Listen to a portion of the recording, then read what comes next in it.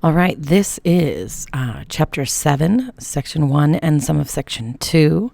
But really, this is the next step in the revolution. So we have stormed the Bastille, and this happens, which is really quite amazing when you think of it. What happens is rumors get to Paris from Versailles, which is only like 14 miles away, that Louis wants to get rid of the National Assembly that had just declared that they were the ones who were in charge of Paris and France, and that they are the only ones with the legitimate ability to make laws for the country. And so rumors come to Paris that Louis is sending an army, and that the army is going to surround Paris. People freak out. Most of the people in Paris are unarmed, or if they're armed, they have a small amount of gunpowder, because gunpowder is crazy expensive. But they all know where the gunpowder is reportedly kept, and it's kept in this giant fortress in the middle of the city. It's an old medieval castle called the Bastille, and it has currently been used as a prison for political prisoners and anyone who is in debt. So if you owe money and you can't pay or you won't pay, you are thrown in the Bastille and horribly, horribly tortured. So the people absolutely hate this thing. So on July 14th in 1789, they hear that Louis is sending troops to Paris, and that the French army is surrounding the capital. And so people are like, to arms, to arms. They run to go get, guns and gunpowder, and they go to the Bastille, and they break in, and they kill all the guards there, and they kill the governor, who you saw in that previous video. There is, fighting back and forth, and eventually the people are victorious. They bust into the Bastille, they set free the prisoners, they steal all the gunpowder, which is not as much as they thought was going to be there. And from that point on, the people are so fired up and so mad, they tear the Bastille down to the foundations. This is a medieval fortress. They're not using dynamite. They are doing it with crowbars and their bare hands. They are pissed. And they tear it down all the way down to the street level, to the point where when you go to Paris today, the only parts of the Bastille that you can see are below the street in the metro. July 14th is celebrated to this day as the beginning of the revolution. And if you're in France in July 14th, it is remarkably like July 4th here, fireworks and etc. So this is the fall of the Bastille. It really represents the authority and the power of the king and the old regime. A lot of people who at least were smart saw this as the beginning of something quite scary and fled the country, especially if you had money or etc. The king did pull troops back from Paris and to Versailles to protect him, which wouldn't work. The next step is what we call the Great Fear. After the Bastille has fallen, then nothing happens. And what happens at this next point is there's no fighting, but the peasants see that perhaps this is their chance to eliminate their feudal duties, any paperwork or anything that says that they owe money or something like that. So you have this wave that sweeps through of peasants busting into law offices and noblemen's houses and destroying anything that has their name on it, so that no one can prove that they owe money or that they are legally responsible for certain things. So this is the sort of next step. And then in October, in 1789, women in Paris meet in front of City Hall, and they're there to protest the rising price of bread. Now, why women? Well, traditionally, feeding the family has been the woman's job, and if bread has risen so much that you cannot possibly afford to feed your family, it is the women who feel it first and get angry. And so they're at City Hall and they're pissed off, and somebody basically says, let's go to the king. And so they walk the whole 14, 15 miles all the way out to Versailles. And they start gathering out in the court in front of Versailles, in front of the gates. And then at one point, there's almost 10,000 of them. They are armed and they are angry. 10,000 pissed off French women. Must have been really amazing. And they get there and bust into Versailles. They find an unlocked door and they bust in. And when they get inside, what they want is the queen. And they are after the queen. And this just shows you how much they blame her for their current status. Now, whether that is because they feel that as a woman and as a mother, she should understand their plight as to how it feels when you cannot feed your children, or whether they blame her as a foreign queen who came in and suddenly, the king married the queen and France just, went to hell. But they truly hated her, and they bust into her room, and she manages to break out just in time through those secret hidden doors to the king's apartments, and is hiding there in the king's apartments with the king and their 2 children. And these women tear her bed to pieces. I mean, they are shredding stuff. And then the angry mob is calling for the king, and he comes out onto the balcony and shows himself, and then they start calling for the queen. And she picks up her youngest child, who's the boy, the Dauphin, the heir to the throne, and her daughter, who's probably like 8 or 9, and takes them out on the balcony with her, trying to portray this, I'm a mother, these are the, children of France and stuff. And the crowd starts yelling, no children, no children, no children, which, must be terrifying because, she turns around and takes her kids back inside, and they start calling for her again. And, you have to imagine she can only think that she's coming out on this balcony and someone's going to shoot her because they're all armed. So she comes out on this balcony and she just stands there. And she actually bows to the crowd. And it's this really intense moment. And then they cheer for her, but she comes back in and she tells them, this is not over. They're going to drag us back to Paris. And she's right. They drag them back to Paris, to the Tuileries Palace. And this is what is left of the Tuileries Palace, which is, not a bad house arrest, to be confined to your palace. However, it is still a house arrest, and you can't come and go as you please. And it's in a very scary time. You don't know, are they going to, bust into this palace and get you? Because now they're even closer to you than they were at Versailles.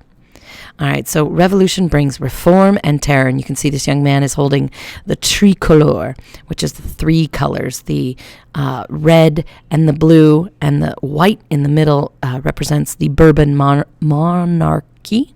The Bourbon monarchy. So it is the colors of Paris separated by the Bourbon monarchy. And if you were a revolutionary, you had to have this 3-color mark on you somewhere, whether on your hat, on your jacket, or a flag, obviously.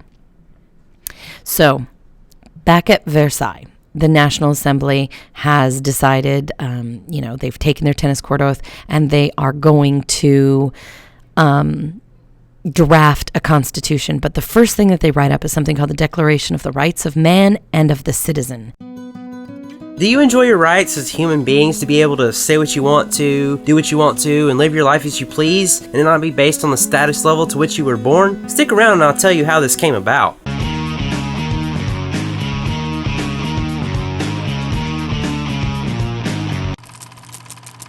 One document that stood out and was critical to the French Revolution was the Declaration of the Rights of Man and of the Citizen. Before this was adopted into the French society, there was a whole different system in place. All the important decisions were made by the Estates General, which consisted of 3 branches, the nobility, the clergy, and the commoners, and this could only be called in a meeting by the king, and the king had ultimate rule. Well, since these 2 classes were both pretty wealthy, they would tend to vote in the same manner, which would leave an unfair advantage over the commoners. The last article of this document, influenced by the Enlightenment, would be adopted on August 26th of 1789, and it was supposed to help solve the issue of who had the right to power. It would emphasize on equality, social contract, and natural rights. It would also limit the power that the monarch had and focused on holding freedom and liberty of high importance. Now, due to this document, people would have the right to own their own property, have freedom of speech, and would basically be able to do just about anything as long as it didn't hurt someone else and didn't break any laws which would inevitably be hurting someone else. Be thankful for your historical roots and the people who stood by to have this pushed through, otherwise you might be living as a commoner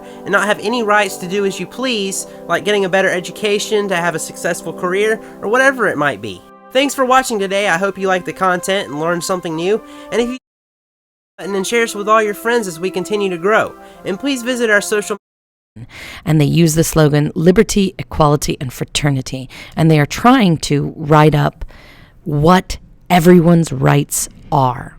One of the first things they do is get rid of an independent church.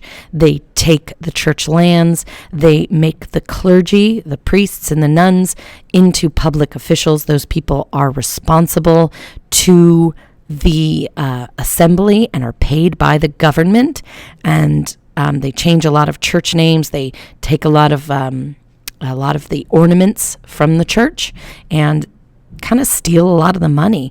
This is a funny cartoon of supposedly the priests and the nuns who are so excited that, now they don't have to live this very strict life. They can, dance around in the countryside if they want, which probably didn't happen.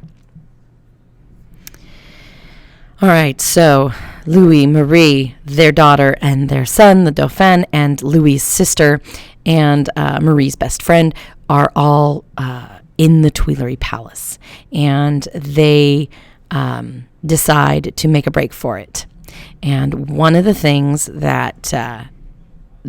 what happens is this escape plan is actually planned by Marie Antoinette's admirer, boyfriend, more than boyfriend, we don't know, but he plans it, and he is pushing Louis to allow him to take Marie and the kids and make a run for the border, because he is Swiss and he can get across because he's a foreigner.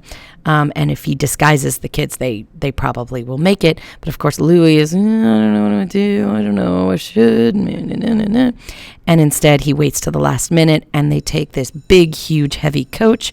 And because of that, he insists that the whole family goes together.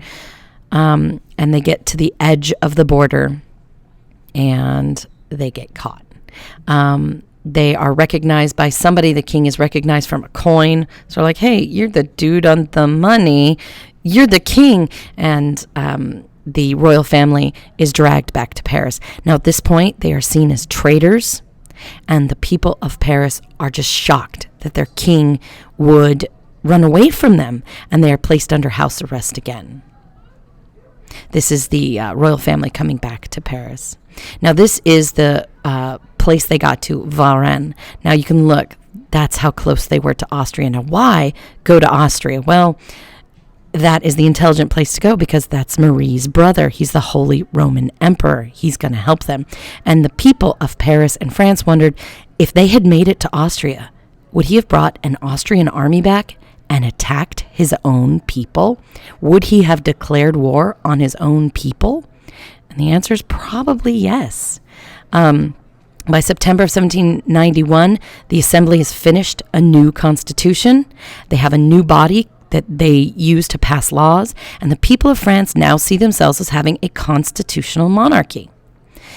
But there is still a lot of problems in France. There is debt, there is food shortages, there are beggars just wandering the roads. And this new assembly is split into radicals, moderates, and conservatives. And where they sat in the assembly is where we get political terminology today. If you're in the center, if you're in the left, if you're on the right, all of that goes back to the seating arrangements in revolutionary France.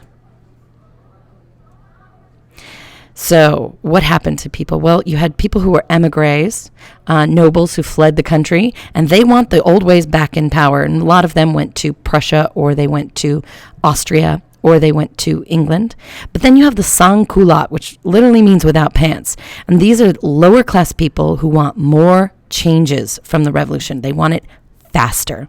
Now, why were they called without pants? Because this guy, who's an aristocrat, he's wearing real pants. Peasants who wore what were called trousers that went all the way down to your ankles, it was a sign of being poor, that you could not afford those nice knee breeches and the nice silk stockings for men. So men were wearing nylons before women were.